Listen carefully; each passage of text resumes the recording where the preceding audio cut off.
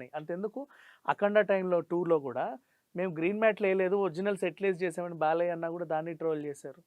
అట్లా అంతే. అంటే ఊరికే ప్రతీది నెగెటివ్ కోణంలో ఆలోచించొద్దు. ఇక్కడ ఏం నెగటివిటీ లేదు. ఆ పిల్లోడి సినిమా గురించి ఆయన ఓ 2 గొప్పలు చెప్పుకున్నాడు. నచ్చితే అప్రిషియేట్ చేయండి, లేదంటే ఇగ్నోర్ చేయండి. నువ్వు అందుకన్నావా, ఇందుకన్నావా, వాళ్ళనన్నావా, వీళ్ళనన్నావా అని వెతకొద్దు. ఓకే. అంటే ఇప్పుడు టీజర్ బావుంది.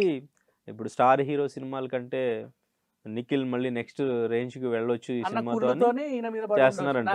నాకు అలాగే అనిపించింది. లేకపోతే అంత పడాల్సిన అవసరం ఏముంది చెప్పు? దేనికి అవసరం లేదే. ఓకే. సో, నిఖిల్ ట్వీట్‌లో ఏమాత్రం ఏం లేదు. తప్పు లేదు. తప్పు బంగారంలాగా పట్టడానికి ఏం 24 లేదు. క్రాఫ్ట్స్‌ని ఉపయోగించుకొని మేము ముందుకెళ్ళామని గర్వంగా చెప్పుకున్నాడు. ఆయన చూసి నేర్చుకోండి.